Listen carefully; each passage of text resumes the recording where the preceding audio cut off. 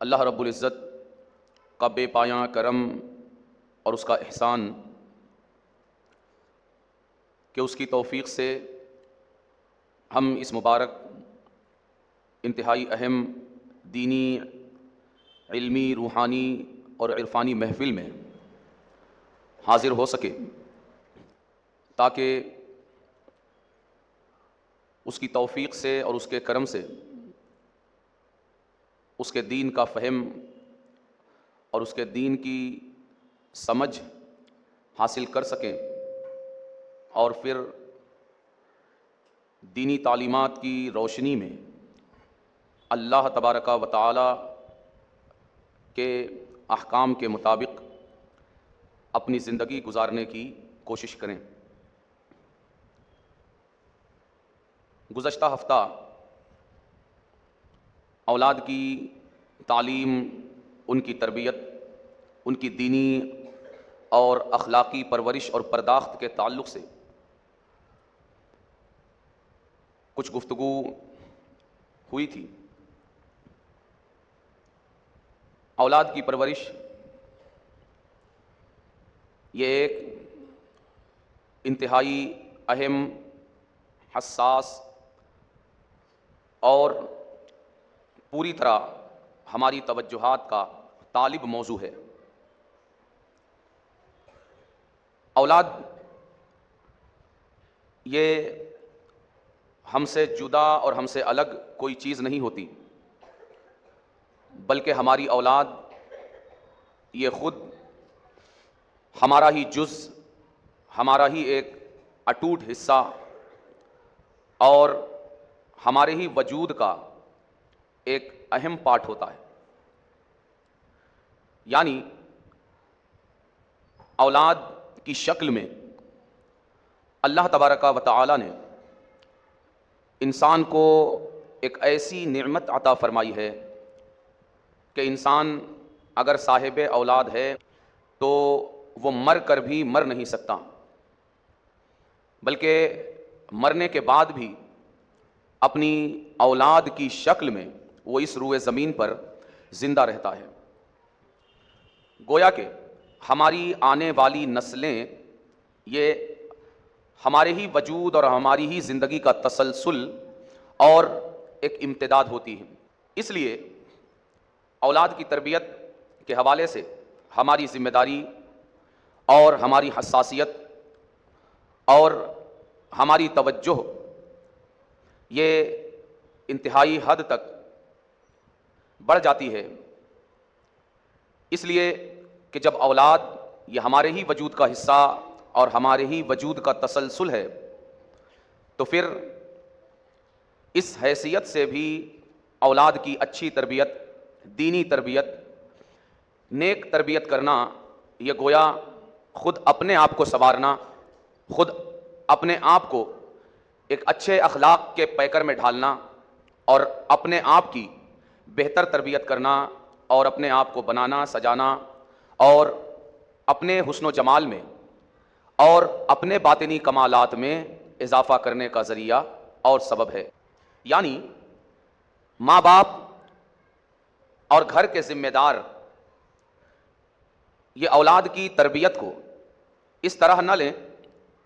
اور اس کے بارے میں یہ خیال نہ کریں کہ یہ کسی اور کو بنانا اور سنوارنا ہے، بلکہ اولاد کا بنانا سنوارنا، اولاد کی اچھی تربیت کرنا، بہتر اخلاق، عمدہ عادات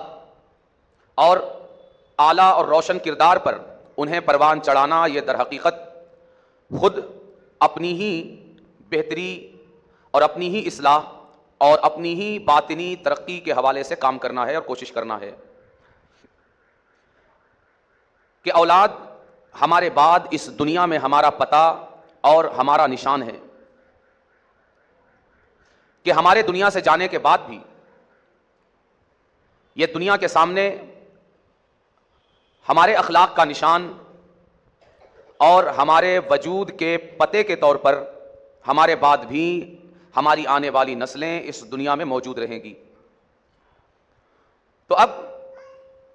ہمیں یہ سوچنا پڑے گا کہ ہم اپنی زندگی میں بھی اور اپنے مرنے کے بعد بھی اور دنیا سے جانے کے بعد بھی اپنا کس طرح کا نام و نشان اس دنیا میں باقی رکھنا چاہتے ہیں؟ ہم بدنامی کے ساتھ جینا چاہتے ہیں یا نیک نامی کے ساتھ جینا چاہتے ہیں؟ ہم اپنا اچھا نشان اور اچھا پتہ چھوڑنا چاہتے ہیں یا ہم اپنی بری یاد اور اپنی بدنامی دنیا کے سامنے چھوڑ کر جانا چاہتے ہیں؟ ظاہر ہے کہ کوئی بھی انسان یہ نہیں چاہے گا کہ وہ بدنامی کے ساتھ زندگی گزارے اور اس کے مرنے کے بعد بھی لوگ اسے بری طرح یاد کریں یعنی برائیوں کے ذریعے یاد کریں، اس کے برے اخلاق کے ذریعے یاد کریں، اس کا نام و نشان اس کی بری عادات، برے اطوار کی بنیاد پر باقی رہے، اس کی پہچان اس کی بد اخلاقی کی بنیاد پر ہو۔ کوئی بھی اچھا انسان اسے پسند نہیں کر سکتا۔ اس لیے عقل مند انسان، سمجھدار انسان، باشعور انسان وہی ہے جو اپنے اخلاق کی بہتری کی کوشش تو کرے ہی کرے، اپنی عادات اور اپنے اطوار کی عمدگی کے لیے کوشش کرتا ہی رہے، لیکن اسی کے ساتھ اپنی آنے والی نسلوں کے اخلاق کی بہتری، ان کے کردار کی خوبصورتی، ان کی عادات اور ان کے اطوار کی عمدگی اور حسن و جمال کے لیے بھی اپنا تن من لگا کر اس راستے میں بھی پوری طرح کوشش کرے، تاکہ وہ زندگی میں بھی نیک نام رہے اور مرنے کے بعد بھی اس کی نسل کی شکل میں اس کی نیک نامی باقی رہے اور زندہ رہے۔ اسی لیے ہم دیکھتے ہیں کہ ہمارے دین مذہب اسلام نے اولاد کی عمدہ تربیت اور ان کو بہتر اخلاق کے راستے پر ڈالنے اور بہتر اخلاق کے سانچے میں ڈھالنے کے حوالے سے مسلمانوں کی بڑی توجہ دلائی ہے، حتیٰ کہ اللہ تبارک و تعالی نے ہماری آئندہ نسلوں کی بہتر تربیت اور ہماری اولاد کی عمدہ اور اچھی پرورش کو آخرت کے ساتھ جوڑ دیا ہے، اور آخرت کے ساتھ بھی جوڑنے کے لیے اللہ تبارک و تعالی نے جو فرمان جاری فرمایا ہے، قرآن کریم میں اللہ تبارک و تعالی ارشاد فرماتا ہے، یا ایھا الذین آمنوا قوا انفسکم واہلیکم نارا وقودھا الناس والحجارہ، اے وہ مردوں اور عورتوں جو ایمان لائے، جو اپنے رب کی ہر بات پر یقین، پورا بھروسہ بلکہ ایمان رکھنے والے ہو، تم اپنے آپ کو جہنم کی آگ سے بچاؤ۔ بات اسی پر ختم نہیں ہوئی، بلکہ اللہ تبارک و تعالی نے ارشاد فرمایا، وَأَهْلِيكُمْ، اپنے آپ کو بھی بچاؤ، اپنے اہل و عیال، اپنی آل اولاد اور اپنی نسلوں کو بھی جہنم کی اس آگ سے بچاؤ۔ کس آگ سے؟ اس آگ سے جسے بھڑکایا جائے گا کپڑوں کے چیتھڑوں کے ذریعے نہیں، کروسین آئل کے ذریعے نہیں، پیٹرول اور ڈیزل کے ذریعے نہیں، لکڑی کے ٹکڑوں کے ذریعے نہیں، پلاسٹک کے ٹکڑوں کے ذریعے نہیں، بلکہ اسے بھڑکایا جائے گا اور اس میں جو چیز ایندھن کے طور پر استعمال کی جائے گی وہ انسان ہیں اور پتھر ہیں۔ اے مسلمان مردوں اور عورتوں، اپنے آپ کو، اپنے اہل و عیال، اپنی نسلوں، اپنی اولاد کو اس آگ سے بچا لو جس آگ کا ایندھن انسان اور پتھر ہوں گے۔ یعنی اللہ تبارک و تعالی نے انسانی تربیت کو، انسانی پرورش اور پرداخت کو صرف دنیا ہی کی عمدگی اور بہتری کے ساتھ نہیں، بلکہ اسے آخرت کے ساتھ جوڑ دیا، اور اس طرح جوڑ دیا کہ اگر اے ایمان والے مردوں اور عورتوں، اگر تم نے اپنی اولاد کی اچھی تربیت نہیں کی، انہیں نیکیوں کے راستے پر نہیں ڈالا، ان کے اندر اپنی اصلاح کا جذبہ پیدا نہیں کیا، اگر ان کے اندر اچھائی اور برائی کے درمیان تمیز کرنے کا مادہ پیدا نہیں کیا، اگر ان کے اندر حلال اور حرام کے درمیان فرق کرنے کا مادہ پیدا نہیں کیا، اگر ان کے اندر ظلم اور ناانصافی سے نفرت پیدا نہیں کی، اگر ان کے اندر انسانیت کے ساتھ تعاون کرنے اور انسانی ہمدردی کے جذبات پیدا نہیں کیے، اگر ان کے اندر اپنی آخرت کی بہتری کے لیے کام کرنے کا ارادہ اور جذبہ پیدا نہیں کیا، اگر ان کے اندر گناہوں سے نفرت اور نیکیوں کی طرف سبقت کرنے کا خیال پیدا نہیں کیا تو پھر یاد رکھو کہ تم اس کے نتیجے میں بچ نہیں سکتے، بلکہ جہاں تمہاری تربیت کے حوالے سے اپنی اولاد کی طرف توجہ نہ کرنے کی وجہ سے اولاد کے اندر جو بگاڑ پیدا ہوا ہے، اس کی بنیاد پر جہاں تمہاری اولاد جہنم کا ایندھن بنے گی اور جہنم میں جلے گی اور جلائی جائے گی، وہیں تم بھی جہنم سے نہیں بچ پاؤ گے اور تمہیں بھی جہنم کا ایندھن بننا پڑے گا اور تمہیں بھی جہنم میں جلنا پڑے گا۔ یعنی اللہ تبارک و تعالی کا یہ ارشاد اور یہ فرمان ہمیں یہ بتاتا ہے کہ ہر مسلمان مرد اور عورت کے کاندھے پر دو ذمہ داریاں اللہ تبارک و تعالی نے رکھی ہیں۔ ہر مرد اور عورت کے کاندھے پر دو ذمہ داری۔ دوسرے مقام پر اللہ کے رسول صلی اللہ علیہ وآلہ وسلم نے ارشاد فرمایا، کلکم راع وکلکم مسئول عن رعیتہ، کہ تم میں سے ہر ایک ذمہ دار ہو، کہ تم میں سے ہر ایک کے کچھ ماتحت ہیں، تم کچھ لوگوں کے ذمہ دار ہو، کچھ لوگوں کی سرپرستی اور ذمہ داری تمہارے ذمہ ہے، اور کچھ لوگ تمہاری ماتحتی میں تمہارے زیر اثر زندگی گزار رہے ہیں، اور جو لوگ بھی تمہارے ماتحت ہیں اور جن لوگوں کے بھی تم ذمہ دار اور سرپرست ہو، ان سب کی ذمہ داری، ان کے اخلاق کی، ان کی عادات کی، ان کے اطوار کی، ان کے کردار کی اور ان کی اچھائی اور برائی کے تم ذمہ دار ہو، اور اس کے حوالے سے تم مسئول ہو، اور اس کے بارے میں تم سے سوال کیا جائے گا۔ یعنی میدان محشر میں جب ہم کھڑے ہوں گے اپنے رب کے سامنے تو صرف ہمارے اپنے بارے میں ہم سے سوال نہیں ہوگا کہ تم نے زندگی کیسے گزاری، تم نے اپنی زندگی کے شب و روز کیسے پورے کیے، تمہاری عادات، تمہارے اخلاق دنیا میں کیا تھے، تمہارے شب و روز کس طرح گزرا کرتے تھے، بلکہ ہم سے سوال تو ہوگا ہی، ہم ہی سے ان لوگوں کے بارے میں سوال بھی ہوگا جو ہمارے ماتحت اور ہمارے زیر اثر زندگی گزارنے والے ہیں، ہمارے اہل و عیال، ہماری آل اولاد اور ہماری آنے والی نسلیں۔ یعنی ہر مسلمان مرد اور عورت کے کاندھے پر دو ذمہ داری ہے، ایک خود کی اپنی، کہ اس کے خود اپنے تعلق سے بھی اللہ کے سامنے جواب دہ ہے، اور دوسرے اپنے اہل و عیال، اپنے اہل خانہ، اپنی آل اولاد اور اپنی آنے والی نسلوں کے تعلق سے بھی اسے جواب دینا ہے۔ میری ماں اور بہنوں، ہم اندازہ لگائیں کہ اگر ہماری اسکول، ہمارے کالج اور ہماری یونیورسٹی کا اگر ایگزام آ جائے اور ہمیں اپنے ٹیچر کے سامنے کھڑے ہو کر اگر پڑھے ہوئے سوالوں کا جواب دینا ہو جنہیں سال بھر ہم نے اسٹڈی کیا ہے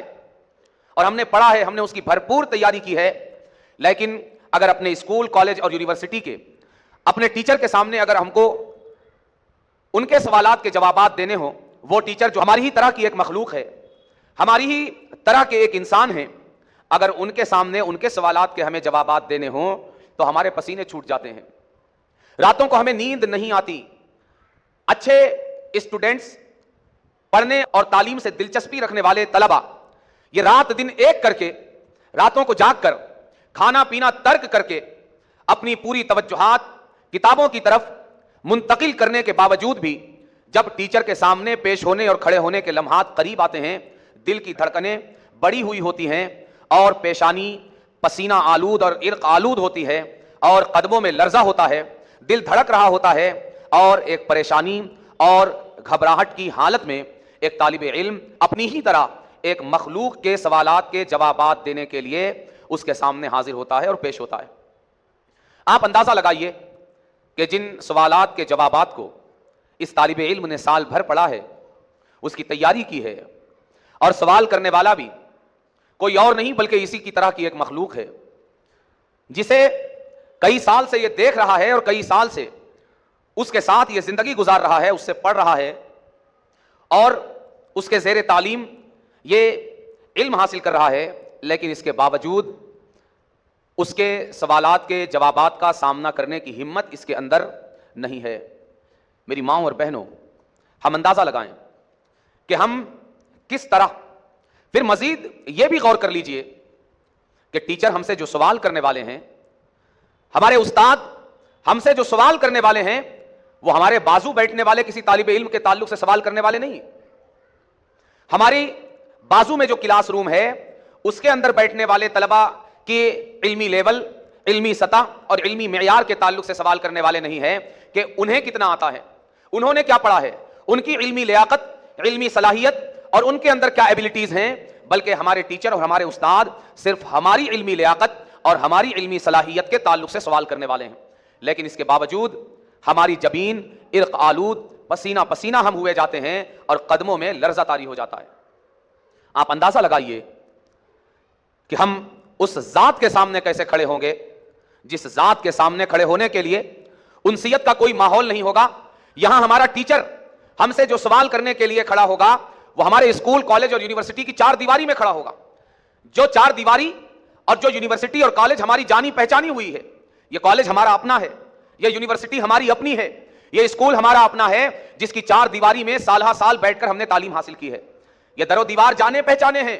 یہ فرش و فروش یہ جانے پہچانے ہیں، یہ ٹیچر جانے پہچانے ہوئے ہیں۔ لیکن آپ سوچئے اور غور کیجئے کہ وہ مقام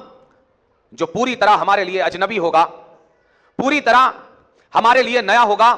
اس سے پہلے ہم نے اس مقام کو نہ دیکھا ہوگا، نہ پہچانا ہوگا، نہ سمجھا ہوگا۔ اس نئے مقام پر جہاں سارے اگلے اور سارے پچھلے اس میدان میں جمع ہوں گے، سب سے بڑھ کر یہ کہ ساری کائنات کا خالق، ساری کائنات کا مالک ہم سے سوال کر رہا ہوگا۔ ہم اندازہ لگائیں کہ ہم اس کے سامنے کن قدموں، کس وجود کے ساتھ اور کس چہرے کے ساتھ ہم اس کے سامنے کھڑے ہوں گے اور کس طرح اس کے سوالات کے جوابات ہم دے سکیں گے۔ اور معاملہ صرف یہی نہیں کہ ہمیں اپنے بارے میں اس کے سامنے جواب دہی کے لیے کھڑا ہونا ہوگا، بلکہ ہمیں اس کے سامنے اپنے ماتحتوں کے تعلق سے بھی جواب دہ بن کر کھڑا ہونا پڑے گا، جن کی پرورش کا ذمہ ہمارے اوپر ہے، جن کی اچھی پرداخت کا ذمہ ہمارے اوپر ہے۔ ہمارے اہل و عیال، ہمارے زیر اثر زندگی گزارنے والے، ہمارا ہر ماتحت، ہماری آل، ہماری اولاد اور ہماری نسلیں، ہمارے گھر میں ہمارے ماتحت زندگی گزارنے والے ہر ایک کے تعلق سے اللہ تبارک و تعالی ہم سے سوال فرمائے گا۔ ذرا ہم اس منظر کو اپنی نگاہوں میں بسا کر دیکھنے کی کوشش کریں کہ ہم کس طرح اس وقت اپنے پروردگار کا سامنا کر سکیں گے جب وہ صرف ہمارے بارے میں نہیں بلکہ ہمارے ماتحتوں کے تعلق سے بھی ہم سے سوال فرمائے گا۔ بات سمجھ میں یہ آئی کہ ہر مومن مرد اور عورت کے کندھوں پر دو ذمہ داریاں ہیں۔ اب اس موقع پر ہمیں یہ سوچنے، سمجھنے، غور کرنے کی ضرورت ہے کہ کیا ہم ان دونوں ذمہ داریوں کو پورا کرنے کی کوشش کر رہے ہیں؟ ہمارا حال تو یہ ہے کہ ہم خود اپنے آپ کو اچھے راستے پر ڈالنے، اپنی اچھائی اور برائی کے تعلق سے اپنی ذمہ داری ادا کرنے کے حوالے سے پوری طرح حساس نہیں ہیں، اور اولاد کے تعلق سے تو ہم نے بس یہ سمجھ رکھا ہے کہ ان کے کھانے کا انتظام کرنا ہے، ان کے پینے کا انتظام کرنا ہے، ان کے کپڑوں کا انتظام کرنا ہے اور ان کے سر پر چھت کا انتظام کر دینا ہے۔ بس ہماری ذمہ داری پوری ہو گئی، اور کوئی ذمہ داری ان کے حوالے سے ہمارے کندھوں پر نہیں ہے۔ میری ماؤں اور بہنوں، آج شاید یہ بولنا اور سننا ہمیں بڑا آسان لگے کہ اللہ کے سامنے مرنے کے بعد ہمیں کھڑا ہونا ہے، اللہ کے آگے ہمیں جواب دہ ہونا ہے۔ اللہ نے یہ جو دو ذمہ داریاں ہم میں سے ہر ایک کے کاندھے پر رکھی ہیں، ان ذمہ داریوں کا حساب اللہ کے آگے ہمیں دینا ہے۔ لیکن یہ سننے میں جتنا آسان لگتا ہے، یہ کہنے میں جتنا آسان لگتا ہے، یہ کرنے میں مرنے کے بعد میدان محشر میں اتنا آسان نہیں ہوگا۔ اس لیے دونوں ذمہ داریوں کے تعلق سے پوری سنجیدگی، پوری وفاداری، ایمانداری اور دیانتداری کے ساتھ ہمیں سوچنے کی ضرورت ہے کہ ہم خود اپنی خوراک کا انتظام کرنے اور اپنے بچوں کی خوراک کا انتظام کرنے کے لیے کتنے حساس ہیں۔ ہم اپنے بچوں کے کھانے پینے کا انتظام کرنے اور خود اپنے کھانے پینے کا انتظام کرنے کے حوالے سے کس قدر ذمہ داری کا مظاہرہ کرتے ہیں۔ ہم اپنی صحت کو داؤ پر لگا دیتے ہیں، ہم اپنے بدن کو داؤ پر لگا دیتے ہیں، ہم اپنی جوانی کو داؤ پر لگا دیتے ہیں، ہم اپنے وجود کو داؤ پر لگا دیتے ہیں، مگر ہم ٹھنڈی گرمی برسات میں گھل گھل کر، پگھل پگھل کر، اپنے وجود کو خطرے میں ڈال ڈال کر اپنے اور اپنے اہل و عیال، اپنی آل اولاد کے کھانے پینے پہننے اوڑھنے کے اسباب مہیا کرنے کی کوشش کرتے ہیں۔ میری ماں اور بہنوں، کیا یہ ہمارے ایمان کی کمزوری نہیں کہ ہم اپنے رب کے آگے پیش ہونے کے لیے کسی طرح کی تیاری کا احساس ہمارے اندر نہ ہو، اور دنیاوی خوراک کے اسباب مہیا کرنے کے لیے اتنا احساس ہمارے اندر ہو، اتنی ذمہ داری ہم محسوس کریں کہ پوری زندگی اسی انتظام میں اور انہی اسباب کو مہیا کرنے میں صرف کر دیں، اور ایک قدم بھی، ایک مرتبہ بھی رک کر، پیچھے پلٹ کر اس حوالے سے ہم سوچنے کی زحمت گوارا نہ کریں کہ ایک دن ہمیں مرنا ہے، اپنے رب کے آگے پیش ہونا ہے، اسی رب کے آگے جو ساری کائنات کا خالق ہے، ساری کائنات کا مالک ہے، وہ سوال کرنے والا ہوگا اور اس کے ہر سوال کا ہمیں جواب دینا ہوگا. اور وہ سوال بھی صرف ہمارے اخلاق کے تعلق سے، ہمارے کردار کے تعلق سے، ہماری نیکی اور ہماری بدی کے تعلق سے نہیں، بلکہ ہمارے ماتحتوں کے تعلق سے بھی، ہماری اولاد کے تعلق سے بھی، ہماری نسلوں کے تعلق سے بھی، اور ہمارے تمام اہل و عیال کے تعلق سے بھی سوال ہوگا. ہم کس طرح اس کا سامنا کر پائیں گے؟ یاد رکھیے، آج اگر ہم اپنے گریبان میں جھانک کر دیکھیں تو خدا کی قسم ہم اس قدر بے سر و سامان ہیں، ہم اس قدر آخرت کے حوالے سے مفلس اور نادار ہیں. ہمارا دامن خود ہمارے حوالے سے نیکیوں کے باب میں اتنا خالی ہے کہ صرف اگر ہمارے تعلق سے سوال کیا جاتا، ہمارے کسی ماتحت کے بارے میں ہم سے نہ پوچھا جاتا، ہم سے ہماری اولاد کے بارے میں سوال نہ کیا جاتا، ہم سے ہمارے اہل و عیال کے تعلق سے نہ پوچھا جاتا، ہمارے گھر والوں کے تعلق سے ہم سے کوئی پرسش نہ کی جاتی، صرف ہمارے بارے ہی میں سوال کیا جاتا، تو خدا کی قسم ہم تو ایسے تہی دامن، اور ہمارا دامن نیکیوں سے ایسا خالی ہے کہ ہم اپنے بارے میں بھی کیے جانے والے سوالات کا سامنا کرنے کے لیے میدان محشر میں اپنے رب کے سامنے حاضری کا خیال تک اپنے دل میں نہیں لا سکتے. چہ جائے کہ اس کے سامنے صرف اپنے حوالے سے جواب دہی کے لیے نہیں، بلکہ اپنی اولاد اور اپنے اہل و عیال کے تعلق سے بھی جواب دہی کے لیے ہمیں کھڑا ہونا ہے. میری ماں اور بہنوں، اللہ کے لیے ان دونوں پہلوؤں کے تعلق سے ہم اپنے اندر شعور بیدار کریں، احساس پیدا کریں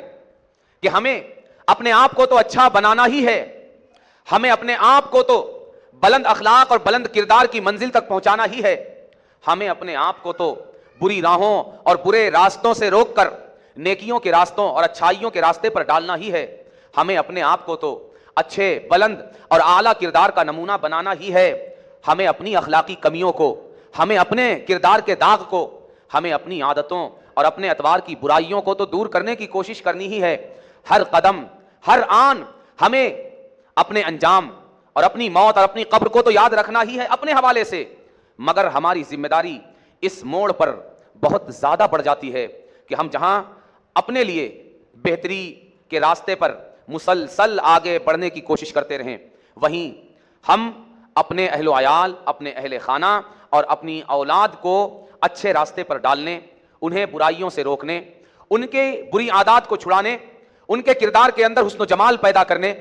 برے جذبات، برے خیالات، برے ارادوں سے انہیں باز رکھنے کی کوشش میں اپنی پوری زندگی لگانے اور کھپانے کے لیے بھی ہمیں پوری طرح ہر لمحہ اور ہر قدم اس دنیا میں تیار رہنے کی ضرورت ہے.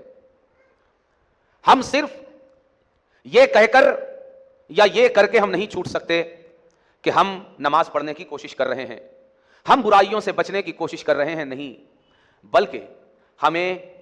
اپنی نسلوں اور اپنے اہل و عیال کے تعلق سے بھی اس حوالے سے پوری طرح ذمہ داریاں ادا کرنے اور حساس ہونے کی کوشش کرنا ہے. وجہ کیا ہے؟ اس کا ریزن جہاں دنیاوی ہے وہیں دینی بھی ہے، جہاں دنیاوی ہے وہیں اخروی بھی ہے. کون ہے، کون سی ماں ہے، کون سا باپ ہے جو اس بات کو برداشت کرے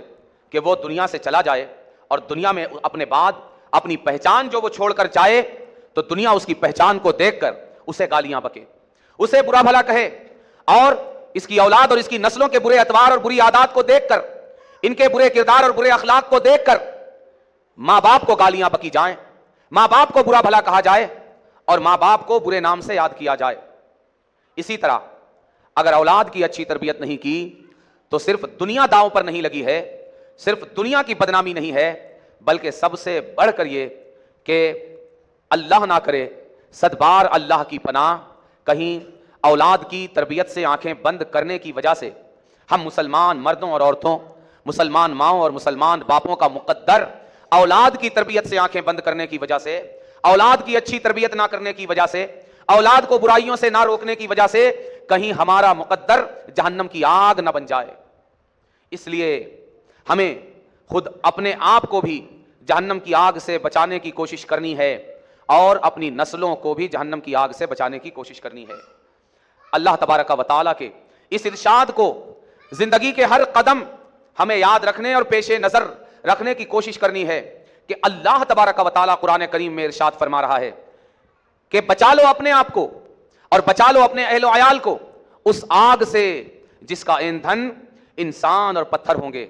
आप उस आग का अंदाजा लगाएं। हमारी दुनिया की ये आग जो लकड़ी के टुकड़ों से जलाई जाती है, जो मिट्टी के तेल से जलाई जाती है, जो पेट्रोल डीजल से जलाई जाती है, जो कपड़ों और प्लास्टिक से जलाई जाती है, उसका हाल यह है कि अगर लग जाए तो बुझाना मुश्किल होता है। हमारे तमाम मालो असबाब, शहर के शहर, आबादियों की आबादियां, जंगलों के जंगल जलकर खाकिस्तर हो जाते हैं, राख का ढेर बन जाते हैं। आप अंदाजा लगाइए कि ये आग जो लकड़ियों से भड़काई जाती है, तेल, प्लास्टिक और कपड़े से भड़काई जाती है, उसके जरिए होने वाली तबाहकारियों की तस्वीर इतनी खतरनाक है, इतनी खतरनाक है कि कल जो शहर पूरी तरह आबाद था, रोशन था, ताबदार था, आज ये आग उसे पूरी तरह खाक का ढेर बनाकर रख देती है। अगर दुनिया की इस आग की तबाहकारी का मकाम यह है तो मेरी माँ और बहनों, हम अंदाजा लगाएं कि वो आग जो लकड़ी से नहीं जलाई जा रही बल्कि पत्थर डाल डालकर भड़काई जा रही है, इंसानों को डाल डालकर भड़काई जा रही है। यानी जिस तरह दुनिया की आग में लकड़ियां डाल डालकर लकड़ियां भड़काई जाती हैं, इसी तरह जहन्नम की आग में इंसानों को डाल डालकर जहन्नम की आग भड़काई जाएगी, पत्थर डाल डालकर जहन्नम की आग भड़काई जाएगी। आप अंदाजा लगाइए कि वो आग, उसकी हौलनाकी,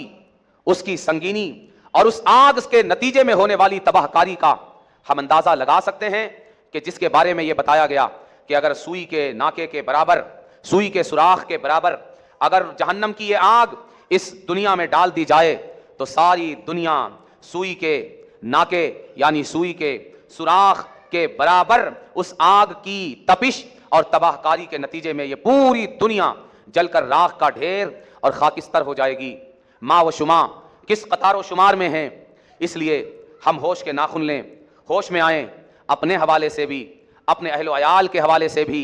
अपने मातहतों के हवाले से भी, कि जिनके खिलाने की जिम्मेदारी, जिनके पिलाने की जिम्मेदारी, जिनके पहनाने और ओढ़ाने की जिम्मेदारी अल्लाह तबारक व तआला ने हम पर दी है। याद रखिए, खिलाने, पिलाने, पहनाने, ओढ़ाने की जिम्मेदारी तो ये चंद रोज़ा है, ये चंद रोज़ा है। 10 साल जिम्मेदारी है, 20 साल जिम्मेदारी है, 40-50 साल जिम्मेदारी है, साल 2 साल की जिम्मेदारी है, हुआ चंद घंटों, चंद लम्हों, चंद मिनटों की जिम्मेदारी है। मगर अच्छी तरबियत, नेक अखलाक, उम्दा अतवार और बुलंद किरदार के सांचे में अपनी औलाद को ढालने की जिम्मेदारी ये साल 2 साल की जिम्मेदारी नहीं है, ये महीने 2 महीने की जिम्मेदारी नहीं है, ये 1 2 3 4 दहाइयों की जिम्मेदारी नहीं है, बल्कि ये जिम्मेदारी ऐसी जिम्मेदारी है कि जिसके नतीजे में या तो हमारा मुकद्दर हमेशा की जन्नत बन सकता है या हमेशा का जहन्नम बन सकता है। हमारे हाथ में है कि हम अपनी औलाद की तरबियत किस तरह कर रहे हैं, उसके हवाले से हम कितने हसास हैं, कितनी जिम्मेदारियां हैं। मेरी माँ और बहनों, बड़ी बेशर्मी और बेहयाई का मकाम है कि हम अपनी औलाद के हवाले से हमारी पूरी तवज्जो इस ताल्लुक से तो होती है कि ये किसी तरह दुनिया में इस लायक हो जाए कि कमाने और खाने लायक हो जाए, ये अपना पेट और हमारी इस दुनिया की जिम्मेदारियों को उठा सके। हमारी सारी फिक्र, हमारा सारा ख्याल, हमारे तमाम जज्बात, हम ये सोच सोच कर अपने आप को नमक की तरह घुला लेते हैं, डिप्रेशन का शिकार हो जाते हैं और डिप्रेशन की बीमारी हम अपने वजूद को लगा देते हैं सिर्फ ये सोचकर कि हमारा बच्चा अभी तक अपने पैरों पर खड़ा नहीं हुआ, कमाने लायक नहीं हुआ, खाने लायक नहीं हुआ, इसकी शादी कैसे होगी, इसका मुस्तकबिल क्या होगा, ये कब अपने पैर पर खड़ा होगा। इस उम्मत के मर्दों और औरतों से मैं ये अर्ज करना चाहता हूं कि हाँ, ये अच्छी फिक्र है, होना चाहिए, फिक्रमंद इस हवाले से भी होना चाहिए, मगर मेरी माँ और बहनों, ये फिक्र तो एक काफिर भी करता है, ये फिक्र तो एक मुशरिक भी करता है, ये फिक्र तो वो मर्द और वो औरतें भी करती हैं जिनका कयामत पर ईमान नहीं है, जिनका मरने के बाद दोबारा जिंदा होने पर ईमान नहीं है, जो दुनिया में किसी खालिक पर ईमान नहीं रखते, दुनिया के किसी मालिक पर ईमान नहीं रखते, किसी मालिकुल मुल्क, किसी जुल जलाल वल इकराम पर उनका ईमान नहीं है, वो किसी रज़्ज़ाक़ को तस्लीम नहीं करते, वो किसी क़हार, किसी जब्बार और किसी वहाब पर ईमान नहीं रखते, किसी तव्वाब, किसी अहकमुल हाकिमीन और किसी अरहमुर राहिमीन पर ईमान नहीं रखते। मगर ये फिक्र जो बेदीन हैं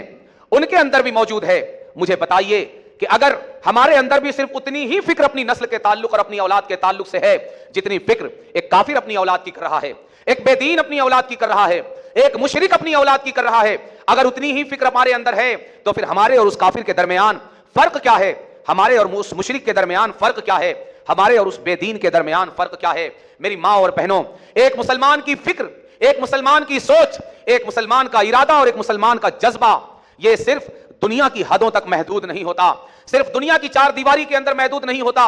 बल्कि एक मुसलमान दुनिया की सोच के साथ साथ अपनी कब्र के बारे में भी सोचता है, हश्र के बारे में भी सोचता है, जन्नत में दाखिले के लिए भी प्लानिंग करता है और जहन्नम से बचने के लिए भी प्लान बनाता है। एक मुसलमान सिर्फ खाने का प्लान नहीं करता बल्कि खाने का हिसाब देने की भी फिक्र करता है। एक मुसलमान मर्द और औरत सिर्फ पीने की फिक्र नहीं करते बल्कि पानी के एक एक कतरे का हिसाब जब इनका परवरदिगार मैदान महशर में लेगा, उन लम्हात में रब के सामने खड़े होने की भी फिक्र करते हैं और उसके लिए भी अपने आप को तैयार करते हैं। कपड़े का एक एक चेथड़ा जो ये अपने बदन पर पहनते हैं, सिर्फ इन कपड़ों के पहनने और उनकी तैयारी के और उनके असबाब की फिक्र नहीं करते बल्कि कपड़े के एक एक टुकड़े का जो ये इस्तेमाल कर रहे हैं उसका हिसाब अपने रब की बारगाह में देने की भी फिक्र में लगे रहते हैं। मुसलमान मर्द और औरत सिर्फ 4 रोजा इस दुनिया की जिंदगी के लिए फिक्रमंद नहीं होते बल्कि इससे ज्यादा आखिरत में अपने रब के आगे जवाबदेही के लिए फिक्रमंद होते हैं। क्यों? इसलिए कि एक मुसलमान मर्द और औरत का यह ईमान है कि दुनिया ही सब कुछ नहीं है,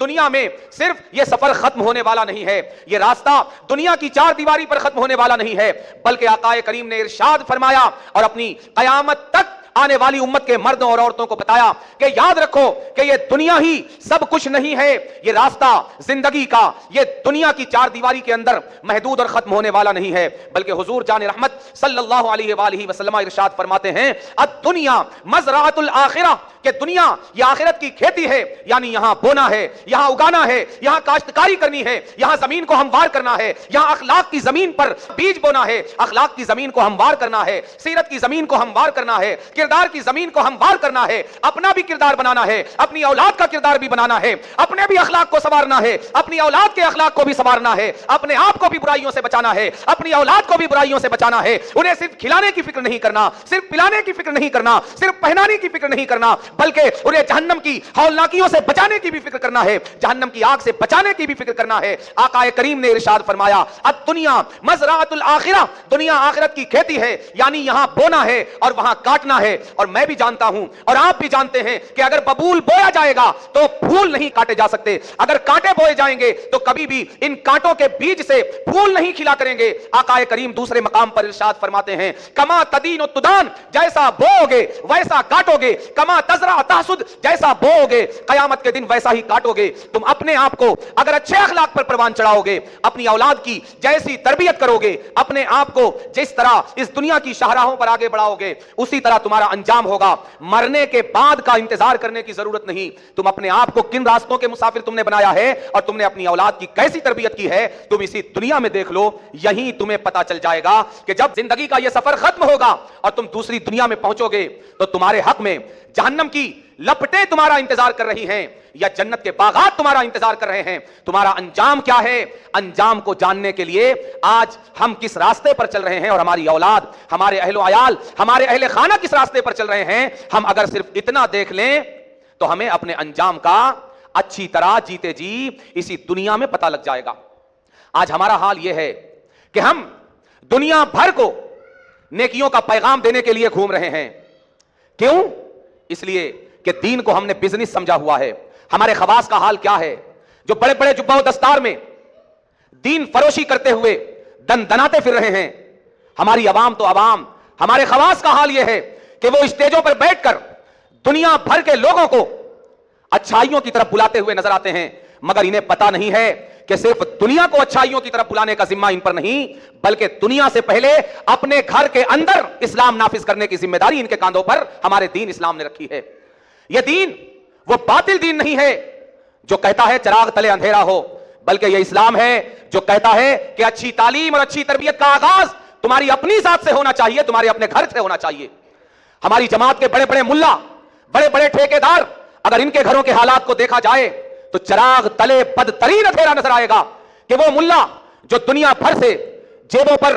डाके डालकर दीन फरोशी करके मुसलमानों के जेब से करोड़ों अरबों रुपए खींचकर डाका डालकर अपने जिंदगी में ऐश परस्ती की दात दे रहा है, वो ना खुद अपनी जिंदगी को इस्लाम के रास्ते पर डाल सका, ना अपनी औलाद की जिंदगी को इस्लाम के रास्ते पर डाल सका, बल्कि वो माल और वो दौलत जो दीन के नाम पर मुसलमानों के जेब से डाका डालकर हासिल की गई, इसकी औलाद बदतरीन अय्याशियों की दाद उन पैसों के जरिए दे रही है। अगर हमारी आवाम नहीं बल्कि हमारे खवास के घरों का भी नजारा अगर किया जाए, क्यों? इसलिए कि ये फरमान कुरान का भुला दिया गया یا ایھا آمنو قو انفسکم واہلیکم نارا، اے ایمان والوں اپنے آپ کو بھی جہنم کی آگ سے بچاؤ، اپنے اہل و عیال کو بھی جہنم کی آگ سے بچاؤ۔ ہم سب کو، اس امت کے عوام ہو یا خواص، ہمیں رب کے سامنے جواب دہی کے لیے تیار ہونا چاہیے، رب کا خوف اپنے دلوں میں پیدا کرنا چاہیے۔ یہ دین ہمیں رب سے ڈرانے کے لیے آیا ہے، رب سے بے خوفی پیدا کرنے کے لیے نہیں آیا۔ دین کے نام پر مسلمانوں کی جیبوں پر ڈاکہ ڈالنے کے لیے نہیں آیا، دین کو سامان تجارت بنانے کے لیے نہیں آیا، دین کو بازارو چیز بنانے کے لیے نہیں آیا کہ اسے تجارت کا سامان بنا کر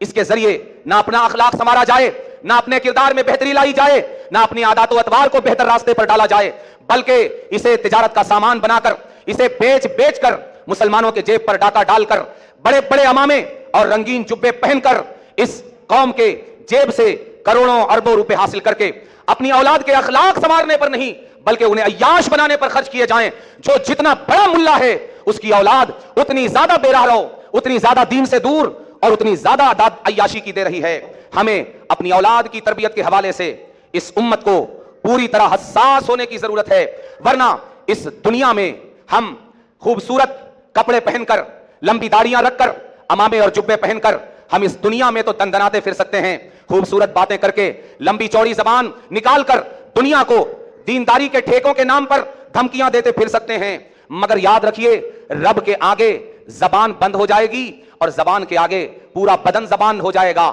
سر کا ایک ایک بال بولے گا، بدن کا ایک ایک رواں بولے گا، ہاتھ پیر کی ایک ایک انگلی بولے گی، ہاتھ زبان بن جائے گا، پیر زبان بن جائیں گے، پیٹ زبان بن جائے گا، ناک اور کان زبان بن جائیں گے، آنکھ زبان بن جائے گی، بدن کا ایک ایک حصہ زبان بن جائے گا۔ بس زبان پر تالا ڈال دیا جائے گا، باقی پورے وجود کو زبان بنا دیا جائے گا۔ ہے کوئی ٹھیکیدار، ہے کوئی ذمہ دار جو اس وقت، اس لمحہ، اس آن اور اس وقت میرے رب ذوالجلال کے سامنے جواب دہی کا ذمہ اٹھانے کے لیے تیار ہو؟ اگر ہمت نہیں ہے تو پھر میں اس امت کے ہر مرد اور ہر عورت سے یہ عرض کرنا چاہتا ہوں کہ آئیں اس بے خوفی کو ترک کر کے، اس بے ڈری کو چھوڑ کر، رب کے اس فرمان کو یاد کر کے کہ اللہ ارشاد فرماتا ہے یا ایھا الذین آمنو قو انفسکم واہلیکم نارا وقودھا الناس والحجارہ، اے ایمان والے مردوں اور عورتوں اپنے آپ کو بھی اور اپنے اہل و عیال کو بھی، اپنی آل اولاد کو بھی اس جہنم کی آگ سے بچاؤ جسے بھڑکایا جائے گا پتھروں سے اور انسانوں سے۔ اللہ تبارک و تعالی ہمیں اپنی تربیت کے حوالے سے بھی اور اپنے ماتحتوں کے حوالے سے بھی، ان کی تربیت کے حوالے سے بھی، اپنے زیر اثر زندگی گزارنے والوں کی تربیت کے حوالے سے بھی ہمیں پوری طرح حساس بنا دے۔